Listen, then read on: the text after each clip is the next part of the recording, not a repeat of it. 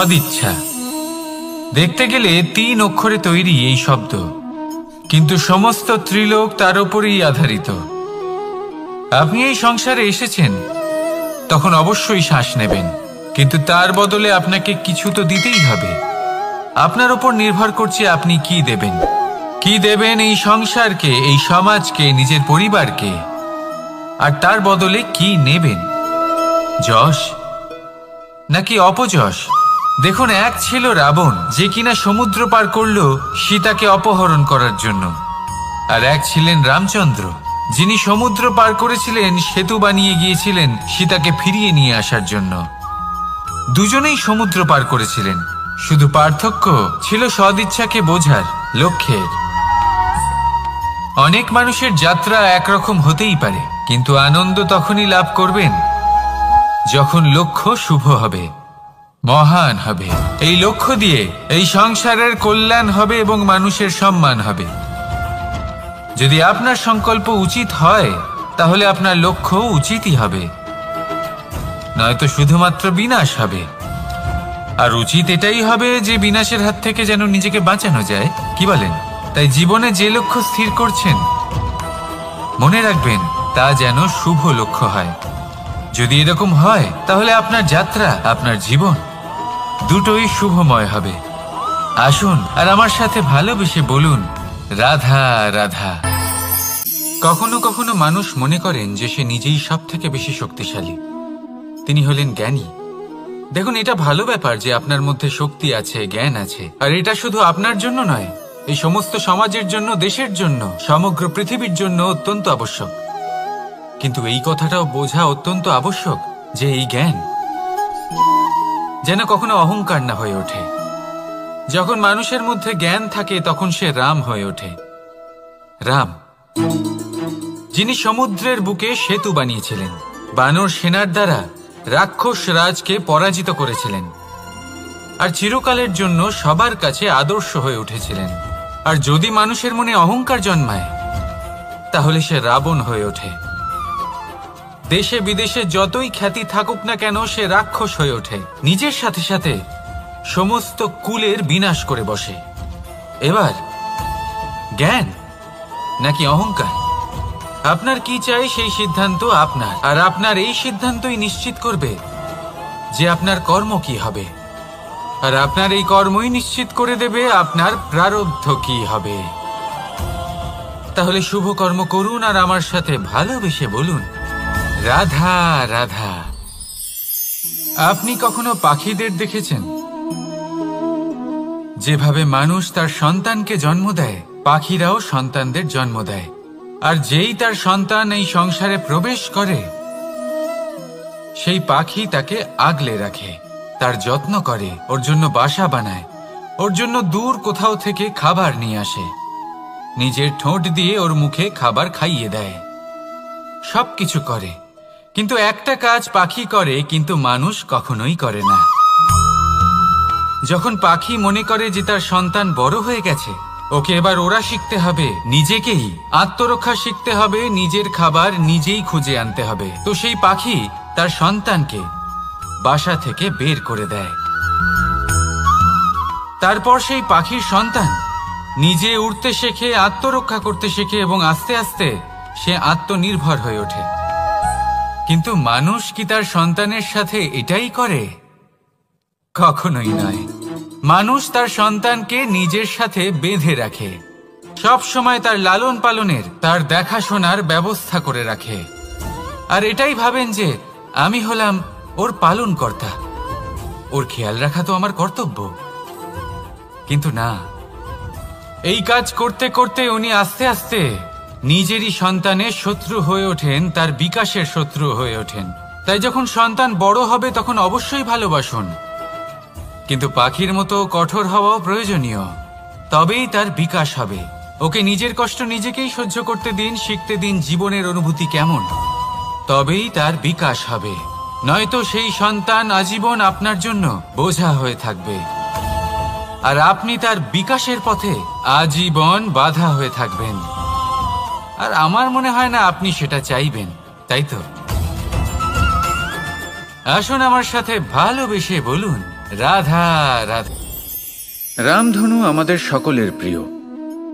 আকাশে এই 7 রং দেখে মন আনন্দে ভরে ওঠে। কিন্তু এই রামধনু প্রত্যেক দিন বা সবসময় দেখা যায় না। বর্ষার ঋতুতে দেখা যায়। যদি আপনি এই 7টি রং দেখতে চান, এর আনন্দ উপভোগ করতে চান, তাহলে বর্ষাকে সহ্য করতে হবে। সেই তীব্র বায়ু সহ্য করতে হবে যা বর্ষা ঋতুতে প্রবাহিত হয়। ঠিক সেভাবেই যদি জীবনে 7টি রঙের সুখ অনুভব করতে হয়, তাহলে সমস্যার বর্ষণও সহ্য করতেই হবে। তবেই তো সেটা লাভ করতে পারবেন।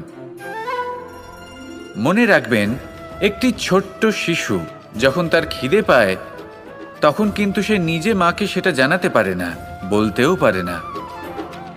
তাকেও কিন্তু সেই খিদের যন্ত্রণা সহ্য করতেই হয়। আর যখন সেই যন্ত্রণায় সে কাঁদতে থাকে, তখন মা বুঝতে পারেন যে সেই ছোট্ট শিশুটির তো খিদে পেয়েছে। তখন তার খিদে দূর হয়। বসে থেকে এই সংসারে কোনো কিছুই লাভ করতে পারবেন না। যদি সুখ ভোগ করতে হয়, তাহলে যন্ত্রণাও সহ্য করতে হবে, পরিশ্রমও করতেই হবে। তাহলে সাহসের সাথে সব যন্ত্রণার সম্মুখীন হন, শৌর্যের সাথে পরিশ্রম করুন, আর আমার সাথে ভালোবেসে বলুন, রাধা রাধা। কর্ম এবং ফল দেখতে গেলে এই সমস্ত ব্রহ্মাণ্ড এই দুইয়ের মাঝেই স্থির হয়ে আছে। মানুষজন কর্ম করেন ভালো ফল লাভের আশায়, আর ভালো ফল লাভের আশায় উনি এটাই ভুলে যান যে উনি যে কর্ম করছেন তা কি করছেন।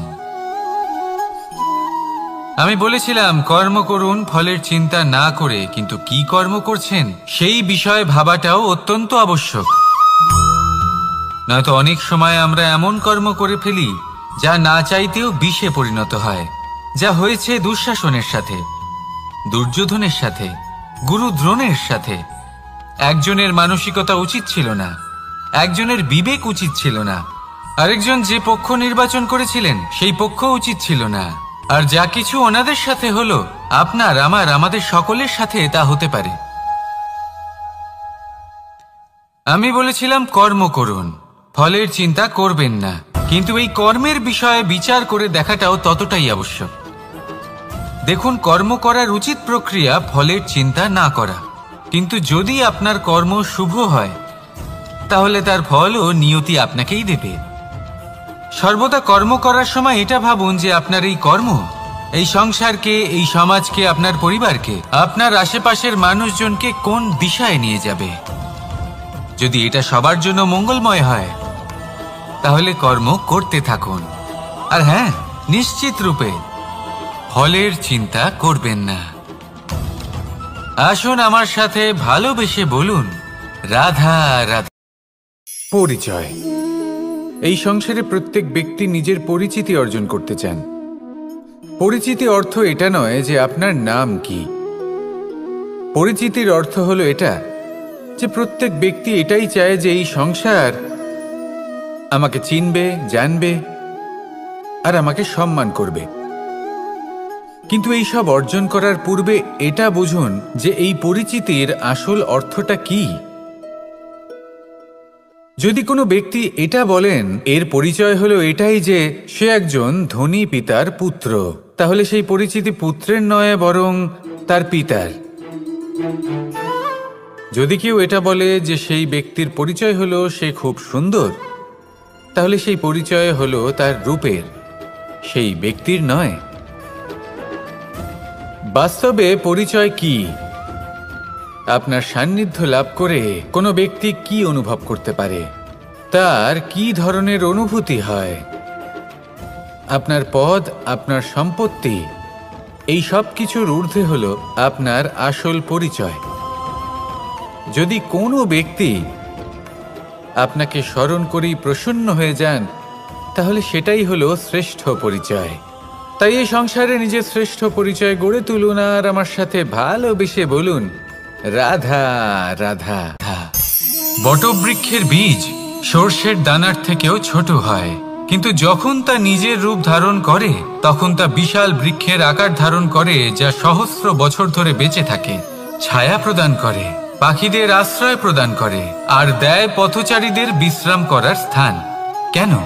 কারণ সেই ছোট বীজ তা মাটির ভেতরে গিয়ে নিজের খোলস ত্যাগ করে। অন্ধকারে থাকে সে, যতই আলো আসুক না কেন, যতই বর্ষা আসুক না কেন, সব সহ্য করে। আর তারপরে একটা চারা গাছ অঙ্কুরিত হয়, তারপর ধীর গতিতে একটা বিশাল বৃক্ষতে পরিণত হয়। দেখুন, জীবনে কঠিন সময় আসে, এই জন্য নয় যে আপনি হার মেনে নেবেন, এই জন্য আসে যাতে আপনি ভবিষ্যৎ নির্মাণের জন্য নিজেকে তৈরি করতে পারেন। যদি কঠিন সময়ে আপনি ওই বীজের মতো দৃঢ় হয়ে থাকতে পারেন, তাহলে আপনিও একদিন সেই বিশাল বৃক্ষের মতো নিজের অস্তিত্ব গড়ে তুলতে পারবেন, যা সহস্র বছর পর্যন্ত মনে রাখা হবে।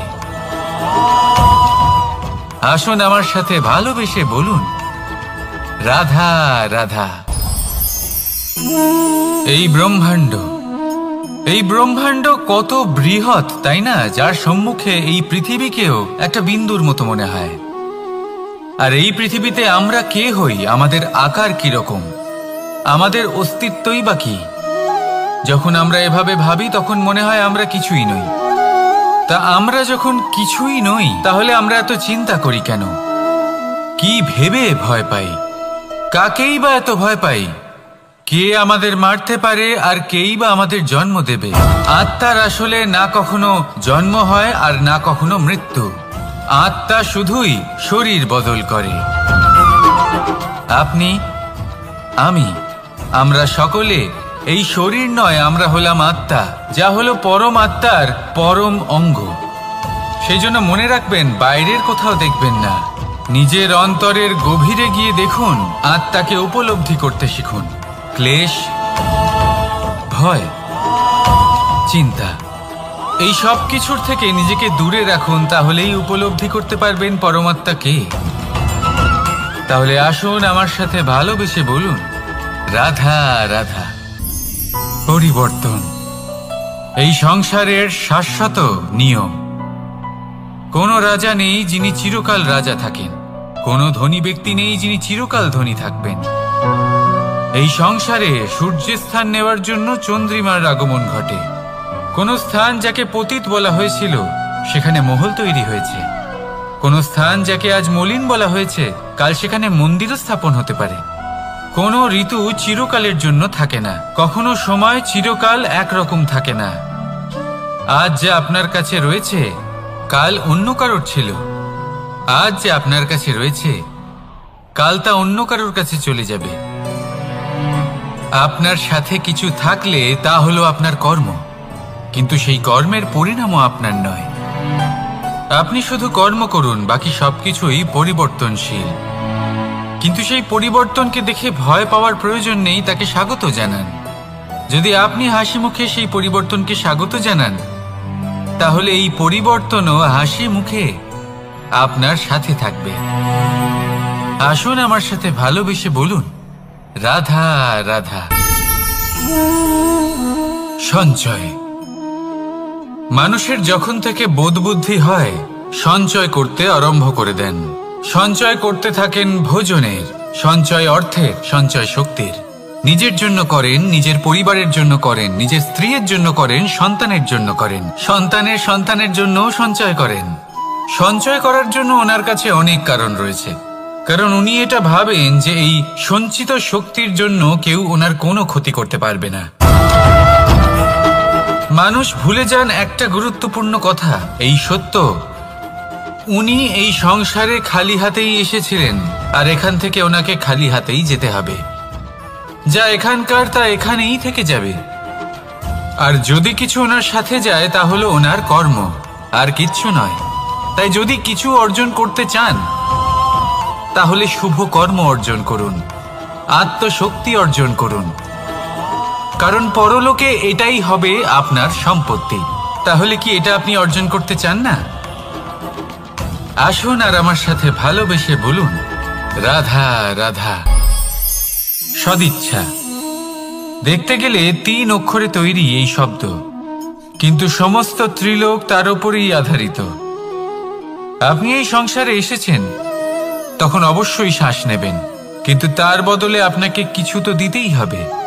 আপনার উপর নির্ভর করছে আপনি কি দেবেন। কি দেবেন এই সংসারকে, এই সমাজকে, নিজের পরিবারকে, আর তার বদলে কি নেবেন? যশ নাকি অপযশ? দেখুন, এক ছিল রাবণ, যে কিনা সমুদ্র পার করল সীতাকে অপহরণ করার জন্য, আর এক ছিলেন রামচন্দ্র, যিনি সমুদ্র পার করেছিলেন, সেতু বানিয়ে গিয়েছিলেন সীতাকে ফিরিয়ে নিয়ে আসার জন্য। দুজনেই সমুদ্র পার করেছিলেন, শুধু পার্থক্য ছিল সদিচ্ছাকে বোঝার, লক্ষ্যের। অনেক মানুষের যাত্রা একরকম হতেই পারে, কিন্তু আনন্দ তখনই লাভ করবেন যখন লক্ষ্য শুভ হবে, মহান হবে। এই লক্ষ্য দিয়ে এই সংসারের কল্যাণ হবে এবং মানুষের সম্মান হবে। যদি আপনার সংকল্প উচিত হয়, তাহলে আপনার লক্ষ্য উচিতই হবে, নয়তো শুধুমাত্র বিনাশ হবে। আর উচিত এটাই হবে যে বিনাশের হাত থেকে যেন নিজেকে বাঁচানো যায়, কি বলেন? তাই জীবনে যে লক্ষ্য স্থির করছেন, মনে রাখবেন তা যেন শুভ লক্ষ্য হয়। যদি এরকম হয়, তাহলে আপনার যাত্রা, আপনার জীবন দুটোই শুভময় হবে। আসুন আর আমার সাথে ভালোবেসে বলুন, রাধা রাধা। সুরক্ষা। এই সুরক্ষা আসলে কি? এটা কি কোনো কবচ, নাকি কোনো সীমা? এই সুরক্ষা আসলে অন্য কিছু। আমাদের মাতা পিতা, আমাদের প্রিয়জন, আমাদের বন্ধু, এই সমাজ, আমাদের শুভাকাঙ্ক্ষী, আমাদের আত্মীয়, এনারা সবাই আমাদের জীবনে কোনো না কোনোভাবে সুরক্ষা দিয়ে থাকেন, একটা কবচ দিয়ে থাকেন কোনো না কোনো রূপে। কিন্তু দেখতে গেলে আমাদের পরাক্রমের পথে, আমাদের বীরত্বের পথে, আমাদের সাহসের পথে এই সুরক্ষাই সব থেকে বড় বাধা হয়ে দাঁড়ায়। একবার ভেবে দেখুন, যদি আপনি কোনো সুরক্ষাই না পান, বা যদি আপনি এই সুরক্ষা ভেঙে বাইরে আসতে পারেন, তাহলে আপনার বীরত্ব চরম সীমায় পৌঁছে যায়। কেন? কারণ তখন আপনি জানেন যে এই সংসারের সম্মুখীন আমাদের নিজেদেরই হতে হবে। আপনি বুঝে যান যে শত্রুর সম্মুখীন এবার নিজের বলের দ্বারা, নিজের পরাক্রমের দ্বারা, নিজের সাহসের দ্বারা করতে হবে।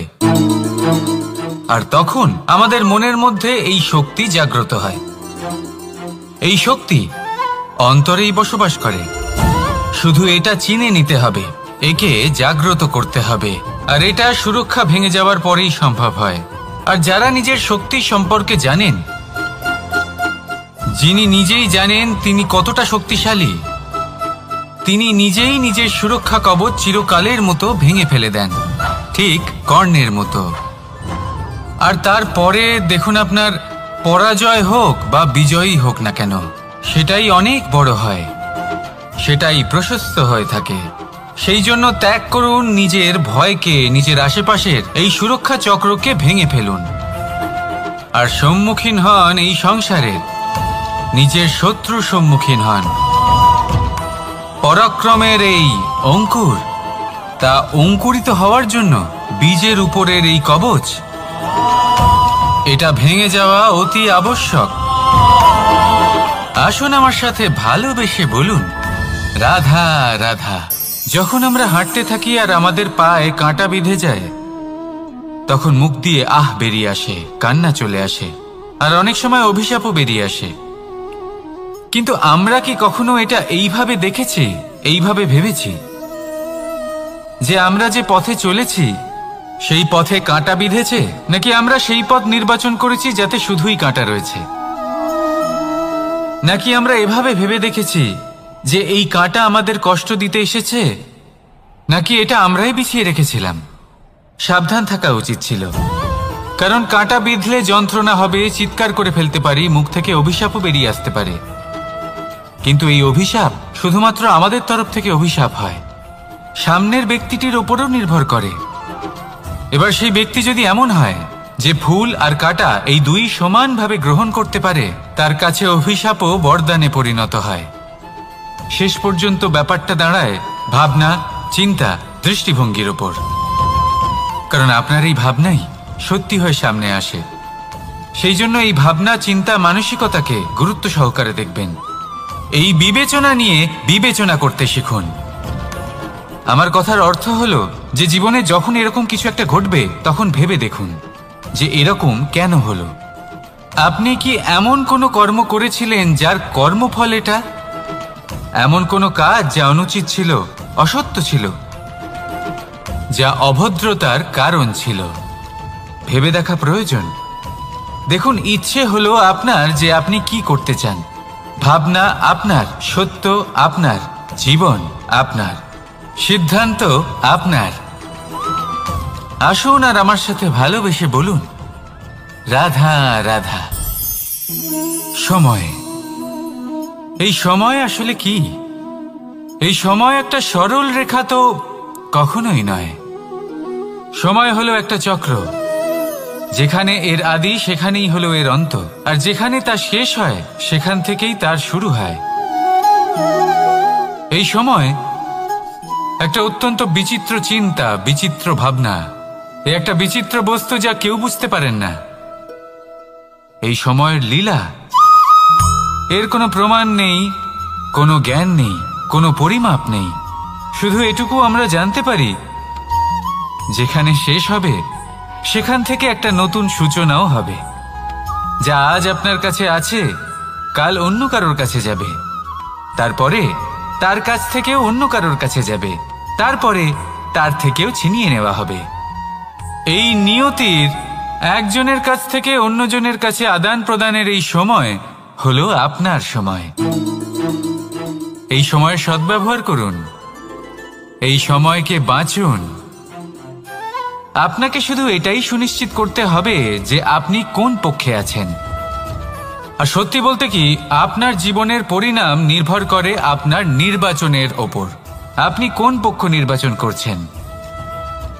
তাহলে মনে রাখবেন, জীবনে সেই পক্ষই নির্বাচন করবেন যা চয়ন করার পরে আপনি সুখ অনুভব করবেন, আপনি সন্তোষ লাভ করবেন, প্রসন্নতা লাভ করবেন।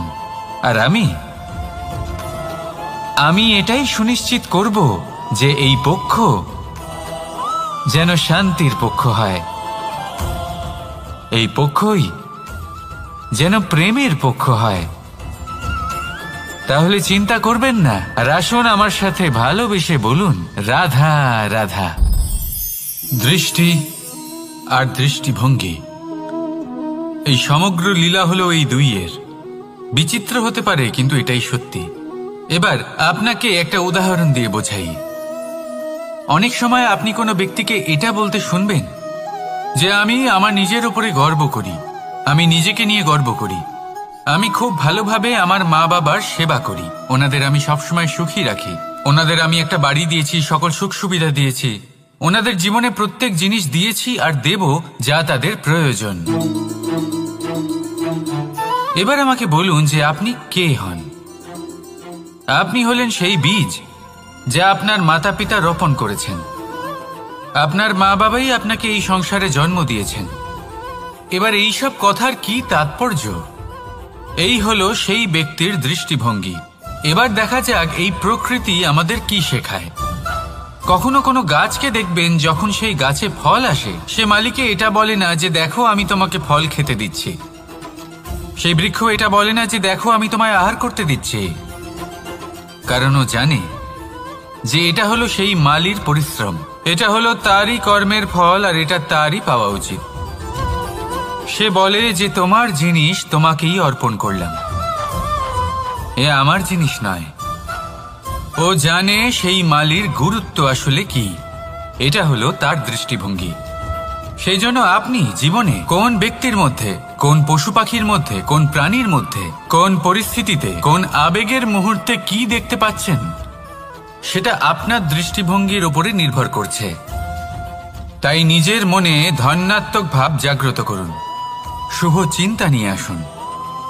এই ভাবনাই সত্য হয়ে সামনে আসবে। এই দৃষ্টিভঙ্গি এমন হয়ে যাবে যে আপনার জীবনে সবকিছুই শুভ হবে। তাহলে আসুন আর আমার সাথে ভালোবেসে বলুন, রাধা রাধা। প্রতিশোধ অথবা কাউকে দুঃখ দেওয়ার ভাবনা, যদি এটা আপনার মনে থাকে, তাহলে আপনি নিজের মনেই যন্ত্রণার একটা বিশাল বৃক্ষ রোপণ করছেন, এটা মনে রাখবেন। কারণ কাউকে দুঃখ দেবার এই ভাবনা, এটা হলো সেই বীজ যা আপনার মনেই পতিত হবে। আপনার মনেই অঙ্কুরিত হবে, আর আপনার মনেই একটা বিশাল বৃক্ষরূপে বেড়ে উঠবে। জীবন আপনার, কর্ম আপনার, কাউকে দুঃখ দেবার ভাবনা আপনার ছিল। এই বৃক্ষ হলো আপনার, তাই এর ফলও আপনিই পাবেন, যা গ্রহণও আপনাকেই করতে হবে। মনে রাখবেন, যে মানুষ এটা ভাবে যে আমি ওকে দুঃখ দেব, ওকে কষ্ট দিতে চাই আমি, সেই মানুষই দুঃখ আর কষ্ট পেয়ে থাকে। যদি সেই জায়গায় আপনি এটা ভাবেন যে আমি কাউকে সুখী করে তুলতে চাই, কাউকে সুখ প্রদান করতে চাই, তাহলে তারও বীজ আপনার মনেই রোপণ হবে, বৃক্ষে পরিণত হবে, যার ফলও আপনিই পাবেন। এখানে বিষয়টা হলো শুধু মানসিকতার চিন্তা, যা সত্য হয়ে আপনার সামনে আসে। তাহলে এই মানসিকতা শুভ করুন, সবার জন্য মঙ্গল কামনা করুন।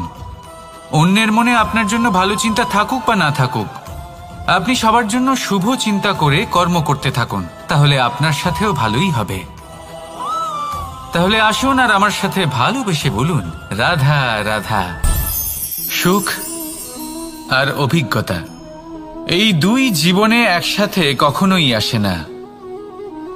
মনে রাখবেন, যেখানে সুখ থাকে সেখানে অভিজ্ঞতা থাকে না। আর যখন এই সুখ আমাদের জীবন থেকে দূরে চলে যায়, তখন আমাদের জীবনে আসে এই অভিজ্ঞতা। পরমাত্মা, প্রকৃতি, নিয়তি এই অভিজ্ঞতাকে আমাদের জীবনে পাঠান, যাতে আমরা একটা অত্যন্ত গুরুত্বপূর্ণ শিক্ষা, একটা জ্ঞান প্রাপ্ত করতে পারি। এই অভিজ্ঞতা আমাদের শেখায় যে অতীতে এমন কি হয়েছিল যা আমাদের করা উচিত হয়নি। আমাদের শেখায় ভবিষ্যতে এমন কি আছে যা আমাদের করা উচিত আর কি করা উচিত নয়। দেখতে গেলে এই অভিজ্ঞতা আমাদের সেই শিক্ষা দেয় যার জন্য আমরা সুখের দিকে উচিতভাবে অগ্রসর হতে পারি। সেই জন্য জীবনে যখনই দুঃখ আসবে, দুঃখের এই সময় আসবে, তখন হতাশ হবেন না। বোঝার চেষ্টা করুন এই পরিস্থিতি কেন এসেছে, কি শিক্ষা দিতে এসেছে। যদি আপনি সেই জ্ঞান লাভ করেন, সুখের পথে অগ্রসর হন, তাও উচিত রূপে, তাহলে এই অভিজ্ঞতার উদ্দেশ্য পূরণ হয়ে যায়।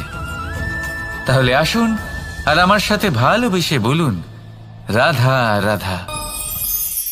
জীবনে শিখরে পৌঁছানোর জন্য মানুষের কি প্রয়োজন হয়ে থাকে?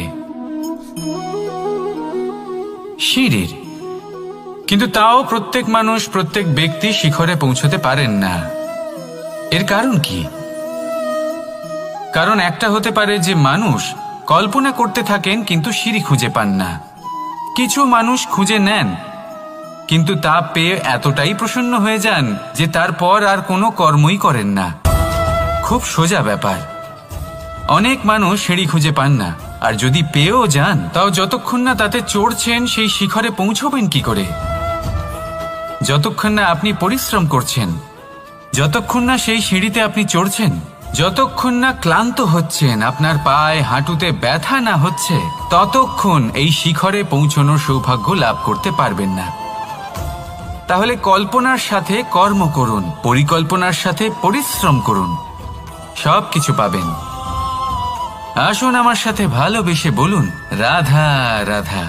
সমস্যা, কঠিন সময়, সংকট, বিপদ কার জীবনে নেই? প্রত্যেকের জীবনে আছে।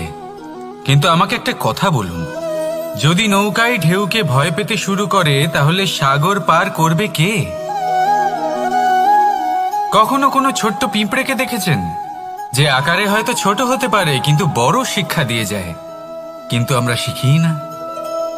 এবার দেখুন একটা পিঁপড়েকে, যে ভোজনের খোঁজে বাইরে বের হয়, একটা ছোট্ট দানা তুলে নেয়। ছোট দানা তোলে কারণ তার থেকে বেশি সে তুলতেই পারবে না।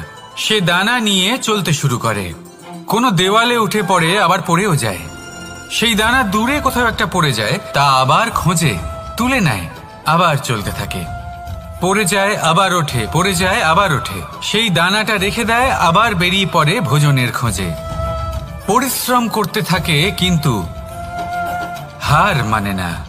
এই শিক্ষাই তো আমাদের প্রাপ্ত করতে হবে। নিরন্তর পরিশ্রম আর নির্ভীক হয়ে কর্ম করে যেতে হবে। এটাই হলো সাফল্যের মাধ্যম, এটাই হলো জয়ের মন্ত্র, অচ্যুত অজয় অস্ত্র। তাহলে আসুন আর আমার সাথে ভালোবেসে বলুন, রাধা রাধা। আমরা সকলে চাই আমাদের জীবনে সাফল্য আসুক। আমরা চাই যে এই সংসারে আমাদের খ্যাতি ছড়িয়ে পড়ুক। আমরা চাই যেন আমরা আলোচিত হই। কিন্তু শুধু চাইলেই কি যায় আসে? যদি এই সংসারে আলোচিত হতে হয় তাহলে পরিচিত হতে হবে পরিশ্রমের দ্বারা। যতক্ষণ না আপনারা পরিশ্রমের সাথে পরিচিত হবেন, সাফল্যের সাথে পরিচিত হবেন না। সংঘর্ষ করতে হবে প্রতিদিন, প্রতি বছর। জীবনের সব পরিস্থিতিতেই হয়তো নতুন নতুন বাধা আসবে, নতুন নতুন বিঘ্ন ঘটবে। কিন্তু এটা আবশ্যক নয় যে সমস্ত বিঘ্ন বিনাশের জন্য আসবে। কিছু বিঘ্ন আপনার পথ প্রশস্ত করার জন্য আসবে, আপনার পথ পরিষ্কার করার জন্য আসবে। যদি আপনাকে উদাহরণ দিই, যখন বন্যা আসে, বাড়ি ঘর ভেসে যায়, তখন আমরা হতাশ হয়ে পড়ি, আমরা দুঃখী হয়ে পড়ি। কিন্তু সেই বন্যাই আমাদের সেই ধরিত্রীকে এত উর্বর করে তোলে যে সেই উর্বর অংশ কাজে লাগিয়ে আমরা সেরকম আরো 10টা বাড়ি বানাতে পারি। তাহলে ধন্যাত্মক থাকুন আর যে কোনো সংঘর্ষের জন্য প্রস্তুত থাকুন। জীবনে অনেক দূর যেতে পারবেন। তাহলে আসুন আমার সাথে ভালোবেসে বলুন, রাধা রাধা। জীবনে কখনো কখনো আমরা সেই পরিস্থিতিতে ফেসে যাই যখন আমাদের মনে হয় যে আমাদের নতুন কিছু একটা করতে হবে, কিন্তু আমরা করতে পারি না। কারণ কোথাও না কোথাও আমরা রীতির দ্বারা আবদ্ধ, আর আমরা সেই রীতি ভাঙতে চাই না। কেবল একটাই প্রশ্ন আসে মনে, আশেপাশের মানুষ কি বলবে, আশেপাশের মানুষ কি ভাববে। আপনাকে একটা প্রশ্ন করি, কারা এই মানুষজন? আপনার জন্মের সময় এই মানুষজন কোথায় ছিলেন? যখন আপনি কোনো সমস্যায় পড়েন তখন এই মানুষজন কোথায় থাকেন? এগিয়ে এসে কি আপনাকে সাহায্য করেন, নাকি সেই সমস্যার সমাধান আপনি নিজেই করেন? এইসব মানুষজনের চিন্তা ত্যাগ করুন যদি আপনি জীবনে বাঁচতে চান। ভেবে দেখুন জীবনে কি কি শুভ আছে আর কি কি শুভ করতে পারেন। যদি তা স্রোতের বিপরীতে হয় তাহলে সংঘর্ষ করুন, কিন্তু এইসব মানুষজনের কথা ভাববেন না। ভেবে দেখুন জীবনে আপনি কি কি শুভ কাজ করতে পারেন। এটা ভাবুন যে আপনি কখনো এমন কোনো কাজ করে ফেলেননি তো যার জন্য কারোর হৃদয় আহত হয়েছে। শুভর দিকে নিজের চিন্তা কেন্দ্রীভূত করুন, আপনার জীবনে সব কিছু শুভই হবে। তাহলে আসুন আমার সাথে ভালোবেসে বলুন, রাধা রাধা। আজকাল আপনি দেখে থাকবেন যে মা বাবা শুধুমাত্র সন্তানকে ভালোবাসেন তা নয়, তাদের মোহেও জড়িয়ে পড়েন। বিদ্যালয় যখন পাঠান তখন সমস্ত সুযোগ সুবিধা দিয়েই পাঠান।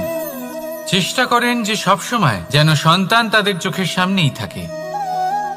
কিন্তু ভুলে যান এক অত্যন্ত গুরুত্বপূর্ণ কথা, যে সন্তানকে এক নতুন দৃষ্টিভঙ্গি দেওয়াই হলো ওনাদের কর্তব্য। সেই জন্য পুরাতনকালে শিষ্যদের গুরুকুলে পাঠানো হতো, বাড়ির থেকে দূরে। কারণ বাড়ি ছেড়ে যাওয়া এক সন্তানের জন্য, এক শিষ্যের জন্য অত্যন্ত শুভ লক্ষণ হয়। যখন সে বাড়ির থেকে দূরে, যখন আমরা হাঁটতে থাকি আর আমাদের পায়ে কাঁটা বিঁধে যায়, তখন মুখ দিয়ে আহ বেরিয়ে আসে, কান্না চলে আসে, আর অনেক সময় অভিশাপও বেরিয়ে আসে। কিন্তু আমরা কি কখনো এটা এইভাবে দেখেছি, এইভাবে ভেবেছি যে আমরা যে পথে চলেছি সেই পথে কাঁটা বিঁধেছে, নাকি আমরা সেই পথ নির্বাচন করেছি যাতে শুধুই কাঁটা রয়েছে? নাকি আমরা এভাবে ভেবে দেখেছি যে এই কাঁটা আমাদের কষ্ট দিতে এসেছে, নাকি এটা আমরাই বিছিয়ে রেখেছিলাম? সাবধান থাকা উচিত ছিল, কারণ কাঁটা বিঁধলে যন্ত্রণা হবে, চিৎকার করে ফেলতে পারি, মুখ থেকে অভিশাপও বেরিয়ে আসতে পারে। কিন্তু এই অভিশাপ শুধুমাত্র আমাদের তরফ থেকে অভিশাপ হয়, সামনের ব্যক্তিটির ওপরও নির্ভর করে। এবার সেই ব্যক্তি যদি এমন হয় যে ফুল আর কাঁটা এই দুই সমানভাবে গ্রহণ করতে পারে, তার কাছে অভিশাপও বরদানে পরিণত হয়। শেষ পর্যন্ত ব্যাপারটা দাঁড়ায় ভাবনা, চিন্তা, দৃষ্টিভঙ্গির ওপর। কারণ আপনার এই ভাবনাই সত্যি হয়ে সামনে আসে।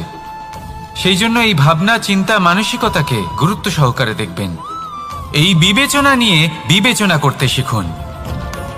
আমার কথার অর্থ হলো যে জীবনে যখন এরকম কিছু একটা ঘটবে তখন ভেবে দেখুন যে এরকম কেন হলো। আপনি কি এমন কোনো কর্ম করেছিলেন যার কর্মফল এটা? এমন কোনো কাজ যা অনুচিত ছিল, অসত্য ছিল, যা অভদ্রতার কারণ ছিল? ভেবে দেখা প্রয়োজন। দেখুন, ইচ্ছে হলো আপনার যে আপনি কি করতে চান, ভাবনা আপনার, সত্য আপনার, জীবন আপনার, সিদ্ধান্ত আপনার। আসুন আর আমার সাথে ভালোবেসে বলুন, রাধা রাধা। সময়, এই সময় আসলে কি? এই সময় একটা সরল রেখা তো কখনোই নয়। সময় হলো একটা চক্র, যেখানে এর আদি সেখানেই হলো এর অন্ত, আর যেখানে তা শেষ হয় সেখান থেকেই তার শুরু হয়। এই সময় একটা অত্যন্ত বিচিত্র চিন্তা, বিচিত্র ভাবনা, একটা বিচিত্র বস্তু যা কেউ বুঝতে পারেন না। এই সময়ের লীলা, এর কোনো প্রমাণ নেই, কোনো জ্ঞান নেই, কোনো পরিমাপ নেই। শুধু এটুকু আমরা জানতে পারি, যেখানে শেষ হবে সেখান থেকে একটা নতুন সূচনাও হবে। যা আজ আপনার কাছে আছে কাল অন্য কারোর কাছে যাবে, তারপরে তার কাছ থেকেও অন্য কারোর কাছে যাবে, তারপরে তার থেকেও ছিনিয়ে নেওয়া হবে। এই নিয়তির একজনের কাছ থেকে অন্যজনের কাছে আদান প্রদানের এই সময় হলো আপনার সময়। এই সময়ের সদ্ব্যবহার করুন, এই সময়কে বাঁচুন। আপনাকে শুধু এটাই সুনিশ্চিত করতে হবে যে আপনি কোন পক্ষে আছেন। আর সত্যি বলতে কি, আপনার জীবনের পরিণাম নির্ভর করে আপনার নির্বাচনের ওপর। আপনি কোন পক্ষ নির্বাচন করছেন। তাহলে মনে রাখবেন, জীবনে সেই পক্ষই নির্বাচন করবেন যা চয়ন করার পরে আপনি সুখ অনুভব করবেন, আপনি সন্তোষ লাভ করবেন, প্রসন্নতা লাভ করবেন। আর আমি এটাই সুনিশ্চিত করব যে এই পক্ষ যেন শান্তির পক্ষ হয়, এই পক্ষই যেন প্রেমের পক্ষ হয়। তাহলে চিন্তা করবেন না, আর আসুন আমার সাথে ভালোবেসে বলুন, রাধা রাধা। দৃষ্টি আর দৃষ্টিভঙ্গি, এই সমগ্র লীলা হলো এই দুইয়ের। বিচিত্র হতে পারে, কিন্তু এটাই সত্যি। এবার আপনাকে একটা উদাহরণ দিয়ে বোঝাই। অনেক সময় আপনি কোনো ব্যক্তিকে এটা বলতে শুনবেন যে আমি আমার নিজের উপরে গর্ব করি, আমি নিজেকে নিয়ে গর্ব করি, আমি খুব ভালোভাবে আমার মা বাবার সেবা করি, ওনাদের আমি সবসময় সুখী রাখি, ওনাদের আমি একটা বাড়ি দিয়েছি, সকল সুখ সুবিধা দিয়েছি, ওনাদের জীবনে প্রত্যেক জিনিস দিয়েছি আর দেব যা তাদের প্রয়োজন। এবার আমাকে বলুন যে আপনি কে হন। আপনি হলেন সেই বীজ যা আপনার মাতা পিতা রোপণ করেছেন। আপনার মা বাবাই আপনাকে এই সংসারে জন্ম দিয়েছেন। এবার এইসব কথার কি তাৎপর্য? এই হলো সেই ব্যক্তির দৃষ্টিভঙ্গি। এবার দেখা যাক এই প্রকৃতি আমাদের কি শেখায়। কখনো কোনো গাছকে দেখবেন, যখন সেই গাছে ফল আসে, সে মালিকে এটা বলে না যে দেখো আমি তোমাকে ফল খেতে দিচ্ছি। সেই বৃক্ষ এটা বলে না যে দেখো আমি তোমায় আহার করতে দিচ্ছি, কারণ ও জানে যে এটা হলো সেই মালির পরিশ্রম, এটা হলো তারই কর্মের ফল, আর এটা তারই পাওয়া উচিত। সে বলে যে তোমার জিনিস তোমাকেই অর্পণ করলাম, এ আমার জিনিস নয়। ও জানে সেই মালির গুরুত্ব আসলে কি। এটা হলো তার দৃষ্টিভঙ্গি। সেই জন্য আপনি জীবনে কোন ব্যক্তির মধ্যে, কোন পশু পাখির মধ্যে, কোন প্রাণীর মধ্যে, কোন পরিস্থিতিতে, কোন আবেগের মুহূর্তে কি দেখতে পাচ্ছেন, সেটা আপনার দৃষ্টিভঙ্গির উপরে নির্ভর করছে। তাই নিজের মনে ধনাত্মক ভাব জাগ্রত করুন, শুভ চিন্তা নিয়ে আসুন। এই ভাবনাই সত্য হয়ে সামনে আসবে। এই দৃষ্টিভঙ্গি এমন হয়ে যাবে যে আপনার জীবনে সবকিছুই শুভ হবে। তাহলে আসুন আর আমার সাথে ভালোবেসে বলুন, রাধা রাধা।